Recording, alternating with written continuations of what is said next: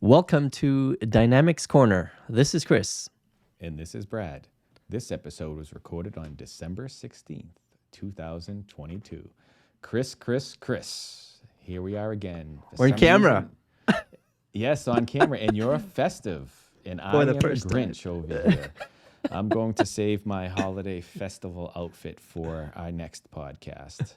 But with us today, this was another special podcast because in a previous podcast, we talked about traveling as a consultant and hearing some of the tales of the stories of individuals that do it.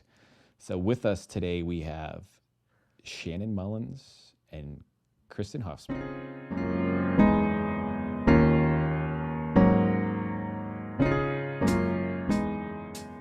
Welcome, MVPs.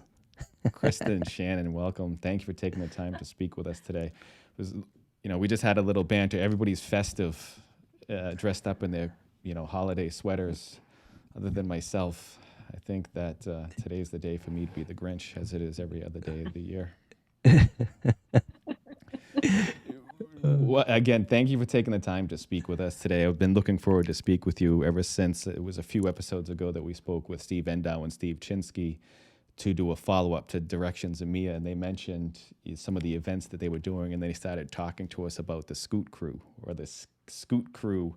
and we had the idea from that podcast that he mentioned that we should speak with you because it got us thinking. We started talking about, a lot of us, at least I know with myself, has spent, a career traveling and going to a lot of places, a lot less now, thankfully, due to the benefits of technology. But I've been to almost every place, but yet I've been nowhere because it's typically plane, taxi, office, hotel, dinner, hotel, work, fly home. So you go to all these great places. But he had mentioned that you guys have some great strategies for traveling abroad. But before we get into that, I was wondering if you could just take a moment. We'll let you go, Shannon and Kristen, to tell us a little bit about yourselves, your involvement in the community, and your experiences before we get into the whole travel piece. So, Shannon, Awesome. You want to take it away? Sure. I'm Shannon Mullins. I am a managing partner and one of the co-founders of our startup Accelerant. Started Dynamics practice almost 2 years ago with the team, and fast-growing Dynamics practice. I've been an MVP for 3 years now, hopefully 4 years next year. And been doing the Dynamics channel for over 22 years. Started with GP and then moved into BC. I also know CRM and Power Platform and some other applications. But one of the things that probably Kristen and I are well known for is our fun at conferences and the excitement that we bring, and especially to Europe. I'm going to Asia next year to speak as well, but in Europe, it's not very common that people are very excitable in their presentations and very animated. And so they love that kind of expression that we bring. And so it's been really fun just doing this over the last few years. So it's a little bit about me. I'm also based in Nashville, Tennessee. Nice. Yeah, and I'm Kristen Hosman, based just outside of Denver, Colorado. If you know me personally, like Shannon does, I like to goof around and explore. And I think that's really kind of what brings the excitement along to these conferences, because, the last big conference I was at was Directions EMEA last month in Hamburg. And before I even left the country, I told myself that I'm going to have no regrets. I'm going to get there and explore the city, even though I was by myself. I was exploring the city and just out having some fun, because, the joy about going to these conferences in different locations is most of the time you've never been to these locations. So you can really get out and explore and just kind of see the culture, and even if you're by yourself, right? So sure, we'll get into that more a little bit later, but that's me in a nutshell. No, and you do seem to have a lot of fun, both of you. And I did I was unable to attend Directions EMEA, but I did stalk everybody that was there. And We as did. talked about on that podcast, we had like a U.S. contingent over there, and both Steves mentioned it was like a pilgrimage going to the land of Business Central. But I did follow and saw what everybody was doing. I even watched your BC bedtime tales, which I think the ones that I saw you should have recorded after the going out for the evening, because I think they would have had a little more humor to them. Not that they weren't humorous, but I think that we all would have liked to have witnessed some of the events going afterwards. But Yeah, unfortunately, Brad, those things are NDA. We can't share those after hours with you. well, maybe you should have the BC bedtime tales and then have like the BC after hours bedtime tales, so that you can put a rating on it too, to restrict those from seeing it, I guess. So, Kristen, you had mentioned, and hopefully we'll get to this Scoot Crew, and I know I keep saying Skeet, I know it's Scoot Crew, but I have a feeling there's a story there that Steve had mentioned to us when he was speaking with us. And you had mentioned you had gone over to the conference and you started planning beforehand. What do you do before you go away for travel? And is this something you do when you travel on site for customers, you get out and explore as well? Or is it just, primarily when you go for conferences? What is the strategy you have for approaching these? Yeah, that's a great question. And I think the strategy really is just picking up your phone and texting Shannon and saying, do you want to be my roommates? Because that's always cool when you can kind of buddy up with someone. And Shannon's been my roommate now. Mary Myers as well was a roommate of mine, and Steve Endow too. We all bunked together when we were over in Denmark this past summer. But really what we do is we just try and figure out, okay, where is everyone staying? Because if we can get everyone either in the same hotel or the same room, which doesn't happen very often, that's pretty helpful. Once you get everyone in the same hotel, you can just start Googling different things and trying to figure out, what's cool in the city. Asking the locals is always a good idea as well. Getting to the hotel and asking, the person checking you into your hotel room, what is there to do? In Hamburg, one of the things that I did is I got there before everybody else. So I got there 2 or 3 days before everybody actually showed up. And I was able to go get on a scooter and also an electric bike. Those things are a lot of fun too. We did that in Copenhagen too. We did the bicycles. I haven't ridden one of those before. I saw you weren't wearing a helmet. Don't tell my mom that. I'm calling that out right now. I saw that you weren't wearing a helmet when you would. Was it required? It wasn't required out there, though.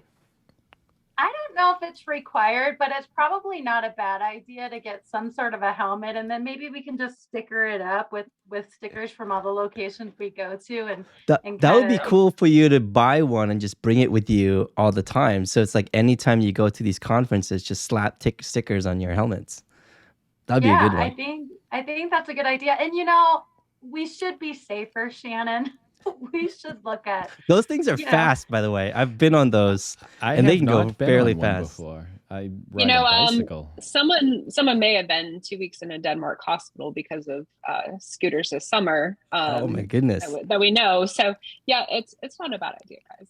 Who was in the hospital for 2 weeks because of my younger son? Actually was in a scooter accident while we were at a conference in Denmark this summer. So yes, they are dangerous. And, was he with you, or were you away? Yes. Oh, okay.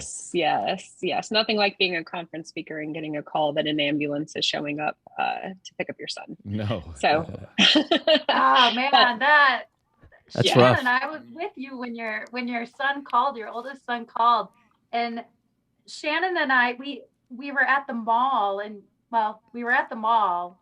Her kids were at the mall actually, but Shannon and I were exploring the city. We were in Odense, Denmark, and we decided that we were going to go get some wine downtown. We needed to leave the conference and just go have like a moment together, right? So you were And buying we were bottles of having wine downtown, or just going to a restaurant, and were you on an electric scooter? we just wanted to go find a drink, basically, right? I can And appreciate that. we had to leave our scooters behind, because they're all geo fenced, which is one of the Ah, problems, right? Is we had to leave it kind of behind. So we're on this walking path and heading back to the conference center, and all of a sudden Shannon's phone rings, and it's her oldest son letting her know that her youngest son Isaiah had an accident on a scooter. And here we are in the middle of nowhere on a walking path. Our phones were almost dead. We had no service whatsoever. um, we were probably like a good half a mile from the conference center too, and here we are, we're starting to like jog to the conference center because we knew someone there had a car that could get Shannon back to where her kids were. And then,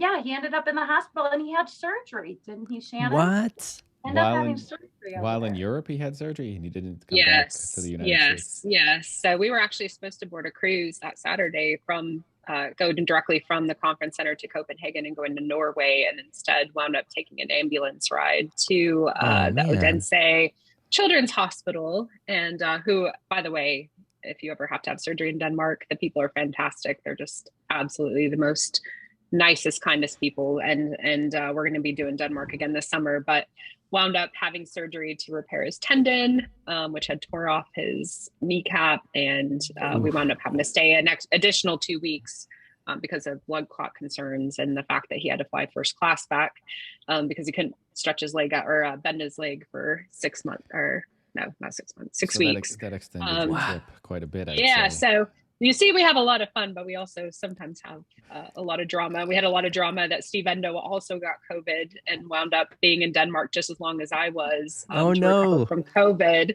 So we couldn't even see each other. We were both in Copenhagen and Copenhagen area. So it's all fun and games. But Brad and Christopher, I think this is a great idea for us to get helmets and be safe. But You don't just have no to wear scooter. helmets for my benefit. I was just stating that I was looking out for your safety. And now I'm hearing Living about on the these edge. injuries, and I'm thankful that everything turned out well for your son. And I never want to have surgery in the United States, never mind in some other country, because there's always a nice benefit to being at home, I think, or the comfort feel of being at home. So when you work and you go out and you travel on these conferences, I do want to get back to where the Scoot crew came out. Is this where that Scoot crew came out in Denmark? Was the scooter stories that you have It was here? before that, yeah? Was it before Yeah, that? the Scoot crew started, actually, it was Directions EMEA over in Milan. So this would have been 2021. And Christoph had done, what was it? It was the BC Beer and Our Live event. And We had a need to big do crew those in the there. United States. Yeah, had a big crew, and there may have been some drinks involved, but a couple of us decided that it was a good idea to get on a scooter and scoot back to the hotel just so that we could kind of see the city. And we had a gentleman there, his name's Peter, and he kind of coined the phrase, actually. So Peter got us all on a scooter. We made it back to the hotel, but got us on a scooter the next day and started exploring the city. And that's where the Scoot Scoot gang kind of started. Is we were yelling "Scoot Scoot" as we were like trying to keep up with each other on these scooters. And in Europe, these roads are not made for scooters, or the sidewalks for that matter. Cobblestones. Oh, stones, and it's bumpy. And that's really why I started taking a bicycle in Hamburg, because the bicycles at least were a little bit nicer to the back Yes. than the scooters were. But that's where it started. And it's really kind of just continued, because everywhere we go for conferences, we try and find scooters, Lime, what it's Lime, and there's Uber scooters, and yeah, all kinds of Different scooters now. kinds, yeah. I have yet to rent a scooter, nor have I ridden an electric bike. I feel like Go to I'm behind Boston. the times. They have scooters all over here during the summer months. During the winter months, they take them away, obviously, because they're not meant for the icy roads. But I have to get on one and try it. Is this something that you do when you travel primarily to conferences, or when you travel for work? Do you do the same type of experience where you get out and explore the area? Both. I see Shannon's laughing because I know her kids, they travel just to travel as well, and I've seen some photos of them on scooters as well, even though it's not been work related travel. So yeah. Oh, so you take that. We did Dynamics Con Live in Anaheim last fall, right when COVID was coming out in California, and we actually, my kids and I, wound up riding scooters from Hollywood, which was sketchy as heck, into Beverly Hills. And we were actually trying to ride the scooters into the hills. That's where all the stars live. And we got like a little bit up the hill, and all of a sudden all the scooters died, because obviously they don't want scooters in Beverly Hills. But it was quite an adventure. So yeah, I think it's kind of spanned out. Kristen can agree that like we have different people in our group too, like kind of our core BC group, MVPs and non-MVPs. Tanya and I went to Poland right after EMEA, and we rode scooters around Poland, and yeah, I think everyone's just kind of like, this is kind of a cool way to see. It's a cool way to see the city, because like if you're in a car or a taxi, you don't get to really like be part of it, but it's also like better than walking, because you can get places a little bit quicker. I do. I was visualizing it as you were explaining it, that on the scooter you can see quite a bit more and not have some of the concerns, because as you had mentioned, I was driving recently as I was traveling, and I wanted to see everything, and I couldn't look away from the road, or I would have landed in somebody probably. So I think that's a good idea. See, I think and I will say in Germany, and Kristen can attest to this, the taxi cab drivers were super, super crazy behind the wheel. So you couldn't even look at stuff because you were afraid you're going to die. You're just hoping that they were paying attention. Holding on to the bars. You wanted to see the accident happen versus just have it happen to you while you're enjoying the scenery. Exactly. One thing that I want to mention to that, Brad, because what's the number one reason people like to get out in nature and hike? It's to get the fresh air, to just not have the roof of the car and be looking out and be restricted, right? And that's one of the nice things about getting out on one of these bicycles or scooters, is that you can see so much.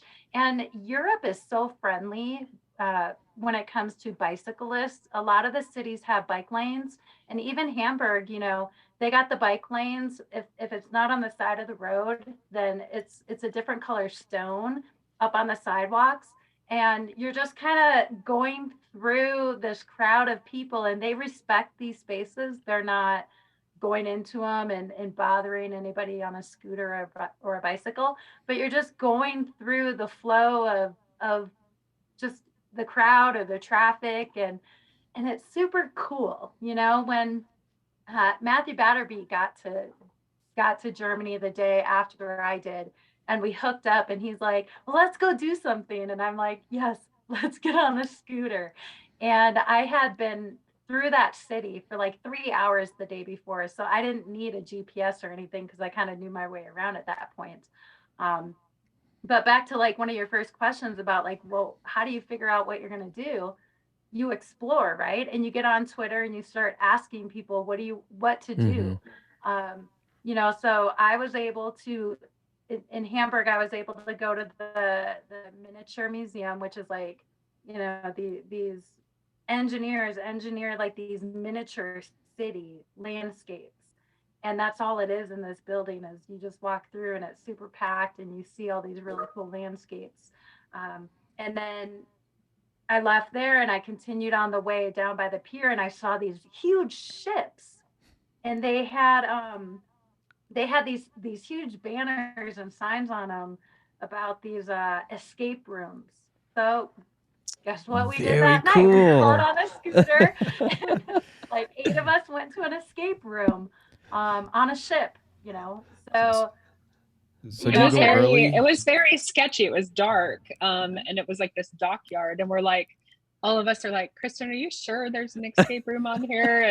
And it was bizarre, but it was the hardest escape room I've ever done. I think that was super complex. And I will say, without Steve Endow, I'm not sure if we would have made it. He is like an escape room perfectionist. Like if you were ever at an event, Steve Endow's there. He can be on your escape room team. You want him on your team because he did fantastic. And then how fun! Kristen seems to be the one that you send early to do the reconnaissance to find all the events. Yep. She's the early person, and I stay later. So we've got this little thing worked out where we've got the front end and the back end covered on all our trips. So I'm extremely envious just hearing these stories because I have not had the opportunity to explore Europe as you had, and everyone that I have spoken with that does it tells me how amazing it is. And you can go country to country like we do here, go state to state. So you get to, have the full experience and you don't have to do so much travel. And same thing. Oh, go ahead, Kristen. Europe has an amazing train system. So to go from country to country on a train, I mean, it could be just a couple hours as well, So it is a little bit different than traveling in the United States. I didn't even realize that we had an Amtrak in the United States until a couple of months ago when someone asked me if I've ever traveled the U.S. on the Amtrak. No, I haven't. Yes, our rail system, I think, is lacking. I know in the Northeast Corridor, we have, the Amtrak that can connect Boston, New York, Philadelphia, and there's offshoots from there. But I think once you leave that area, that it's pretty sparse. So is your travel primarily to Europe? Have you done the same type of thing in the United States as you've gone state to state, or do you primarily focus on your international travel? It seems like you could get to a lot of conferences too. I have to figure out how to get on this bus. Yeah, I'll speak for myself, but next year there are definitely U.S. conferences I'm attending, mostly around dynamics, but I'm attending a few U.S. conferences as well. But I know we all have plans to go back to Europe this summer, starting with Slovenia. I'm on the board for Dynamics Minds. We're doing our first ever user conference for Dynamics in Europe. That includes all the Power Platform, Dynamics 365, and it's called Dynamics Minds. And Kristen's also a selected speaker for that conference. So super excited about that one. And then I think we have plans to stay between that conference and Odense again, where we're going over to Days of Knowledge. So my son's going to get to try to experience Denmark without surgery for the second time this summer. And then in the meanwhile, we're after Directions EMEA, which is in April. I'm actually have submitted sessions to go to Bangkok, Thailand. So I plan on going to Thailand. That'll be my first time in Asia. Wow. And I know there's several other folks going. So I'm sure we'll get into some mischief over there in Asia as well. But the end of next year will also be France with Directions EMEA, and I know a bunch of U.S. people including Kristen, are planning on going. So. I'm vowing to myself to go to that one next year. I've missed it, and I really wanted to go this year. I'll hide in someone's suitcase if I can't find another way to go to get there. So you're doing Dynamics Minds, Directions NA, and you're going to Thailand. What's the conference in Asia that you're attending? The one in Asia this year is going to be Directions Asia. So that's actually for the Australia, India, Asia, that whole APAC group. That's really a conference dedicated to the partners over there. So I know there's several MVPs who have submitted sessions over there as well. So that one should be super fun. And it's my first time in Asia. So it's a beautiful country. Bangkok's a good place. Yeah, I'm very excited. Now you can get lost over there too. I mean, everyone's friendly, but you can just get lost to the culture. It's gonna be pretty fun. So yeah, I'm excited for you going out there. That's gonna be a fun one. I know. I'm Dmitry Katzin. He's formerly from Russia, but he moved there quite a while back, and he's been living over there. And he's so excited to have that. Yeah, he's so excited to have the MVPs coming in. He's like, let me know who's coming. I'll be your tour guide. So. Luckily, we have boots on the ground of like someone who's been there and experienced it. But I know several of the other MVPs like AJ and Waldo and some of the dev guys have already been there several times. So they're like, we know all the places. So I feel a little bit better going that there are people who have actually done it. Who's been there. It always makes you feel better. Yeah. Especially in Asia. Do you when you guys are traveling to these conferences, do you try to make it a couple of days or a week early, kind of make it into a mini vacation? Is that the typical goal? Because I do the same thing. Like the last time I went to Disney World and Summit, because it's like, yeah, I'm going to be here for a few days, and going there by myself as an adult, going to Disney World, it's a very different experience that you could do. So is that something that you guys do as much as possible? Yeah, I think Kristen can speak for herself, but I know she likes to go early, and sometimes she brings her family and they explore. I like to stay later because usually after these conferences, I'm wiped out, burned out. I Yeah. usually have a booth, I'm sponsoring, I'm speaking, and so by the end of it, we have so much fun every night. It's like by the end of the conference, I'm just like totally wiped out. And typically, I like to go by myself somewhere afterwards, or maybe with one person, just to kind of like decompress and like not be so active.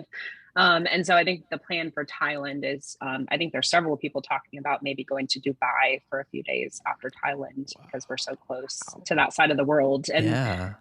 Dubai is like unreachable without being in that area. Like I could go on my own trip there, but I wouldn't just take a day trip there, right? So I think we're going to try to do that. And then I think several people are coming in early, and I probably will come in early there just to kind of explore Bangkok and see what it's about before we do the conference. Because Kristen can attest to this. Once the conference starts, we don't really, outside of the nighttime activities, we don't ever leave. Like we're slammed. Our schedules are so busy and packed with Oh yeah. Microsoft events, speaking, attending sessions ourselves. There's not a lot of time you can do stuff while you're there. So That's what I was getting at with you go everywhere, but yet go nowhere.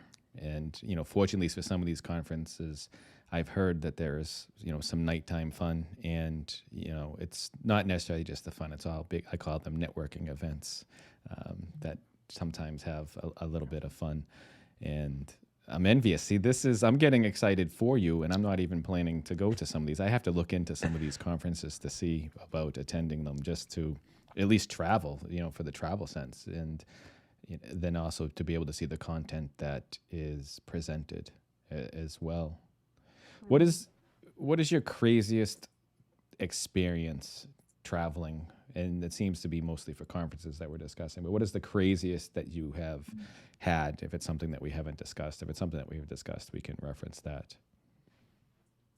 What's the most memorable, Kristen, you're laughing. You have something. I'm laughing, yeah. So in Hamburg, what was cool about Hamburg is that my family, my great grandfather actually came over to the U.S. from Germany, and I had found out that he had come from Hamburg. Like while I was there, actually, my aunt reached out and told me. So I thought that was extra cool. But what was really funny about it is during one of the morning session keynotes, someone had mentioned a red light district in Hamburg. And I never even knew that there was like this red light district in Hamburg, right? And never been to Amsterdam, only heard about it and had like these visions of what it was, right? So on Friday, it was crazy because Friday EMEA, a lot of people had left then, but there was a very few of us that actually stayed Friday night and were flying out on Saturday. And a couple of us were like, well, let's get on a scooter and let's go down to the red light district. And be 100% honest with you, it was not what I expected. I was not disappointed by any means. I was actually kind of pleasantly surprised on how it actually was in Hamburg. We got down to the area and everything was just blocked off. It almost actually reminded me of like in New Orleans, when you go down on the Mm-hmm. strip and it's just busy. It reminded me of that in a sense, and that's how the buildings felt. And then it reminded me of Las Vegas in the sense there were people everywhere and there was just craziness going on. But here's my recap of it. I see more people in less clothes going to Las Vegas. And here's why. In Hamburg, the red light district is actually it's actually just it's like a street between two buildings, but they have it blocked off. And they have a big sign that says no women and no one under 18. So here we are thinking like we're going to experience this awesome red light district, when in reality, I can't go back there. The guys I was with, they were like, I don't really care to go back there. So all we did was we went and found a bar with some tables out front, and we sat and drank beer all night and just sat there and like really took in the environment and the culture. And again, it didn't remind me really of anything different than like a New Orleans as far as like the way the buildings looked, and then just a Las Vegas with everybody carrying beer everywhere and being crazy. Yeah. So they didn't have red lights all over the place. I didn't see any red lights. I mean, there were women trying to sell their services. It was crazy. They had like these big, huge fur coats on with leggings. I mean, it was, and boots with the fur, right? Like, I'm not kidding. And they Cue were the standing music. just kind of outside this gated area. And never did I once see anyone naked, or like I said, I see worse when I'm in Las Vegas. But I'm totally glad that I went there, because once I learned that there's a red light district, I was like, oh my gosh, that's crazy. Like, of course I want to like go see No, what it's about. I'm exactly like you. But then I'm at the the end of the adventurous day, type. it was like, it was nothing, But I would definitely say, out of everything that I've experienced, Hamburg is one of my favorite cities. I could totally see myself living in Hamburg. People are friendly, easy to get around. It was just a really, really cool city. How's their beer? The beer is Warm? good, but the wine is better. I think. Do they serve them? I'm Do more they of a serve wine them? drinker. Do they serve them warm beer? Oh, I don't know. I didn't have a warm I beer. didn't see any warm beer, but I will say the last night that we had the Microsoft party, I never drink beer. And I've always told people at conferences, if I'm drinking beer, I'm drunk.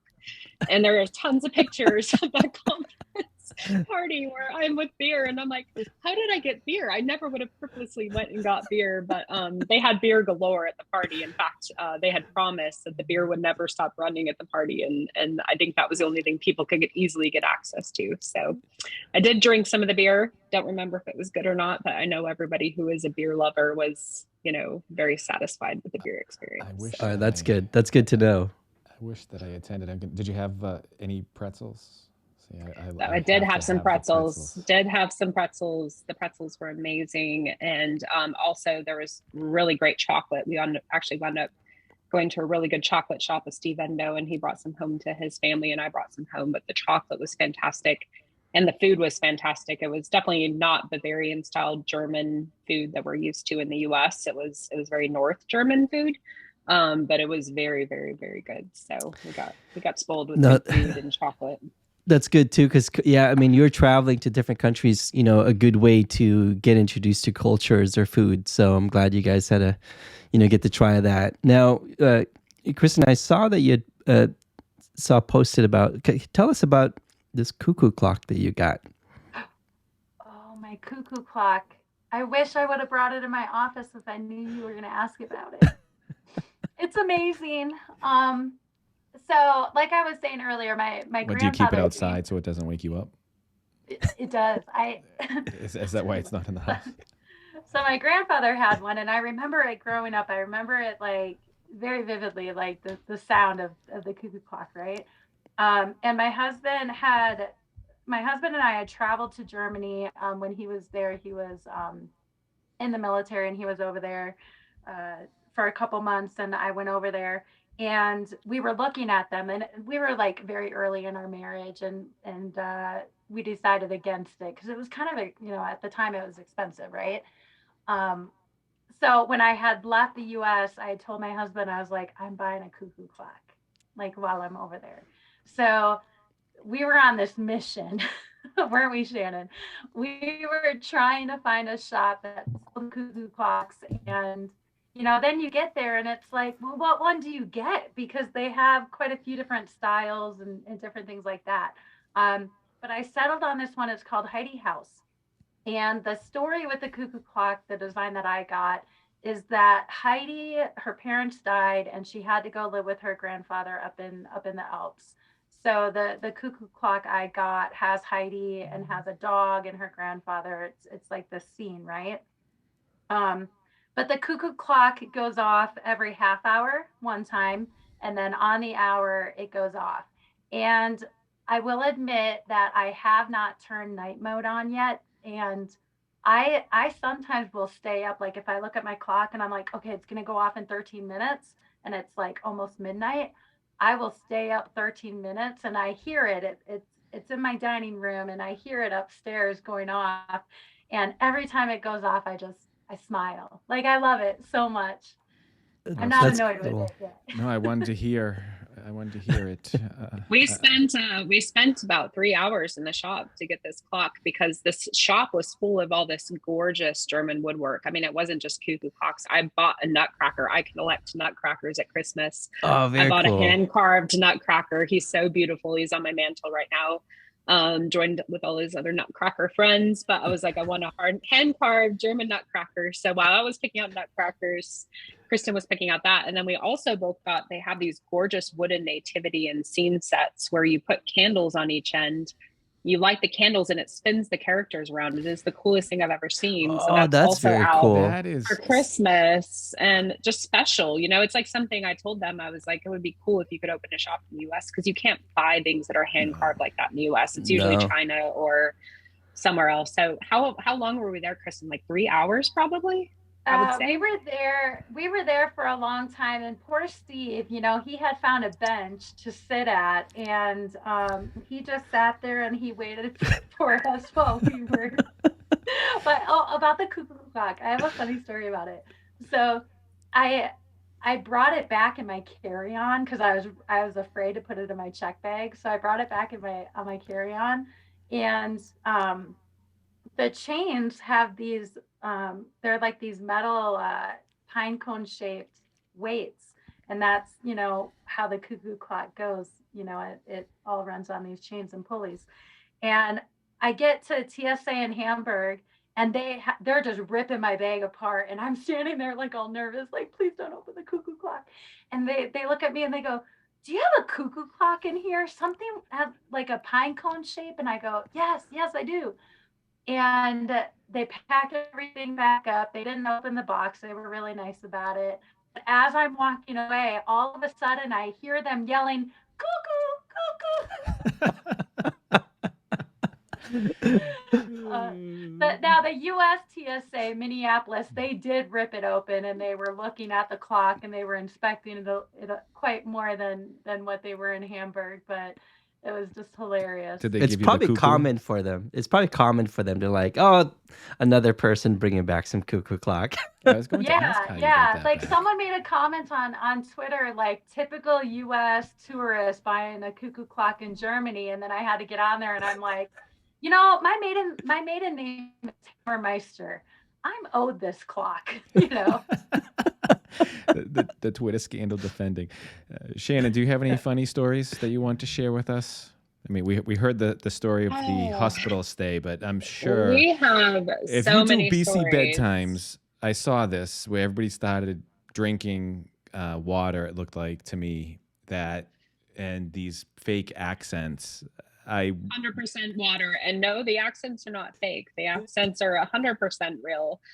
We have so many characters in our group now, and our group keeps expanding. It's so funny. I have a photo from back in Milan. It's Kristen and I on stage with all these guys behind us, and one of my friends was like, "Who are all these guys?" I said, "Fan club." We just have this group of people who are like, we want to have fun. We're going to join in the party, and the group keeps expanding. But I will say, last year was a pretty eventful year. So Park City, BC and ski, we had a bunch of MVPs up in Park City, Utah. I tore my ACL that trip. So that was a very eventful trip. We I am actually not wound going up not anywhere skiing. with you. I was going to say, Yes. I was going to Ended say I up wanted not to plan skiing. a trip.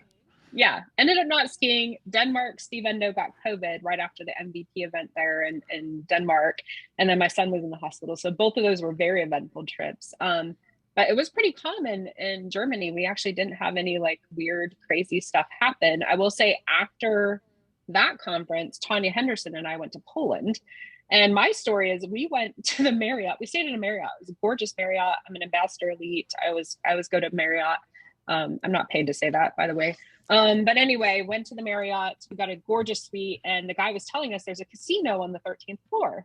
And Tanya and I, just like Kristen and I, we have fun when we're together. And so I was like, Tanya's like, we're going to the casino tonight. I said, okay, let's do it. So of course we didn't have to do much. We pressed the elevator button and showed up.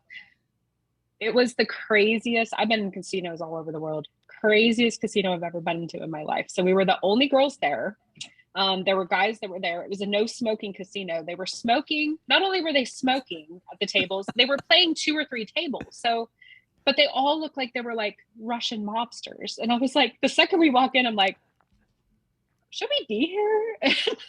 Tanya's like, let's just experience it. So we sit there, we're playing these games, and we finally wound up, it was just too chaotic to play with these people who were playing 2 or 3 tables, because they weren't like, the dealer was waiting for them and like yelling at them in Polish to get back on the table and play.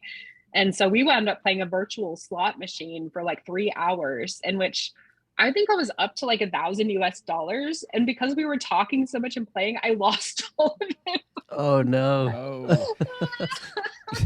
At a sketchy place. We had so much fun. We were just playing these virtual machines, but it was interesting was that everyone was very curious about us. And so they kept coming over and like smoking at our table, which was just making us upset, right? Because I hate the smell of smoke. And they would just come over and like smoke and like watch us and kind of see what we're doing. They wouldn't say anything to us.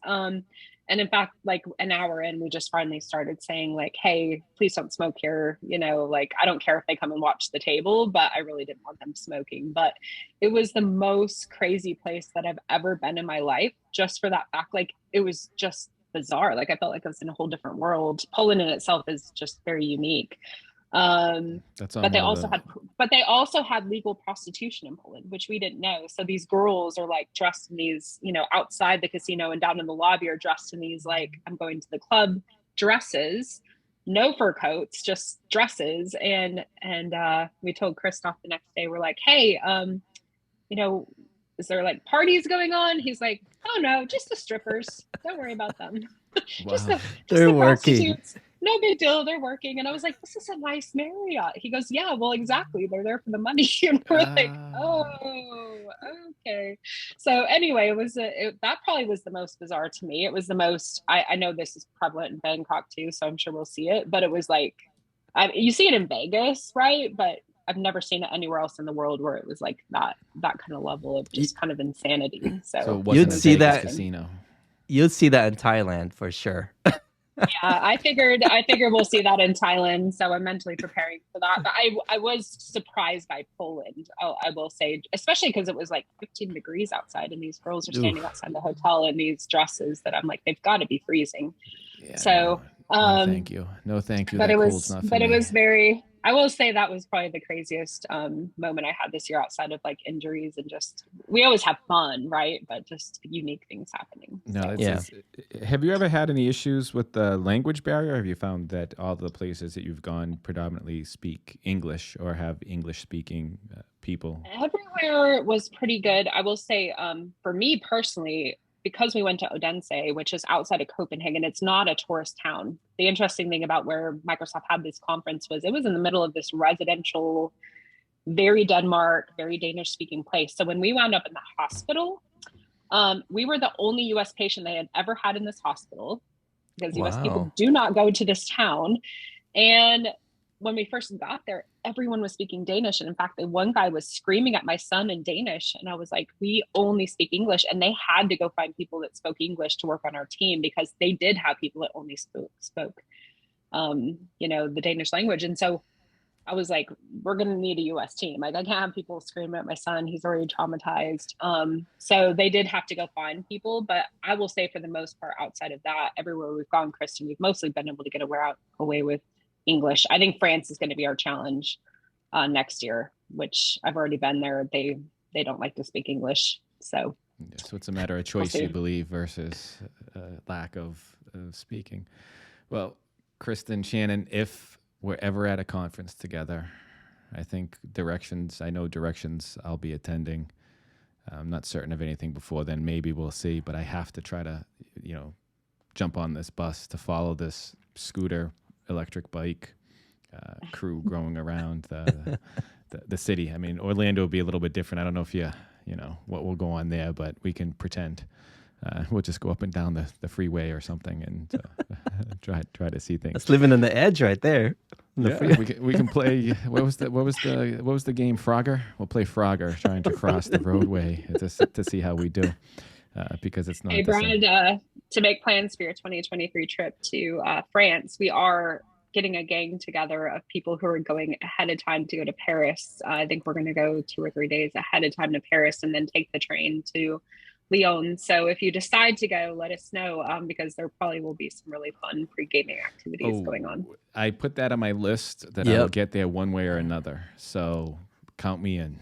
That will be something that I want to do.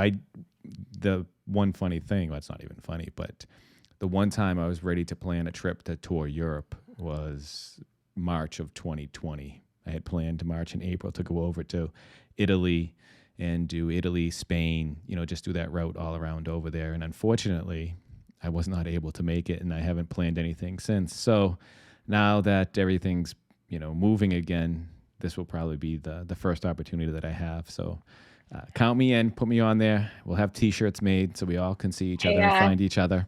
Hey, Kristen, in the meanwhile, what is the phrase that Brad should be practicing so he's ready for Scooter Gang? Scoot, scoot. I got it. Scoot, scoot. Well, Kristen, Shannon, thank you for your time today. Enjoyed speaking with you and hearing about your conference experiences. And I'm looking forward to participating at some point in the future. If you would, could you please tell us how somebody could get a hold of you to learn more about you, your great things that you're doing, and maybe even ask for an invitation on one of these Scooter Gang trips? How about you, Shannon? Well, I think the easiest way to contact us is probably through Twitter. Just make sure to tag us or send us a message, but you can follow me. It's super easy. It's just at Kristen Hosman. We'll put in the show notes, we'll put a link to your Twitter. And mine is at Shannon Mullin 1, no S at the end. And if you find Kristen, hers is easier. You can probably see me and her. We retweet our stuff a lot. So that's probably the easiest way to get a hold of us. And then you can always send us a direct message or follow us on LinkedIn. We're both active on pretty much both of them. But yeah, if you want to be part of the Scooter Gang or know what we're about or just get to know us, that's the best way to do it. Right. Yeah, we'll put that in the show notes for sure so they can follow you and interact with you. All right, great. Thank you very much for your time. We appreciate it. Thank you so much. Thank y'all for having us. Take care. Take care. Thank you, Kris, for your time for another episode of In the Dynamics Corner Chair. And thank you to our guests for participating. Thank you, Brad, for your time. It is a wonderful episode of Dynamics Corner Chair. I would also like to thank our guests for joining us. Thank you for all of our listeners tuning in as well. You can find Brad at developerlife.com. That is DVLPRLIFE.com. And you can interact with them via Twitter, DVLPRLIFE. You can also find me at matalino.io, MATALINO.io. And my Twitter handle is Matalino16. And you can see those links down below in the show notes. Again, thank you, everyone. Thank you, and take care.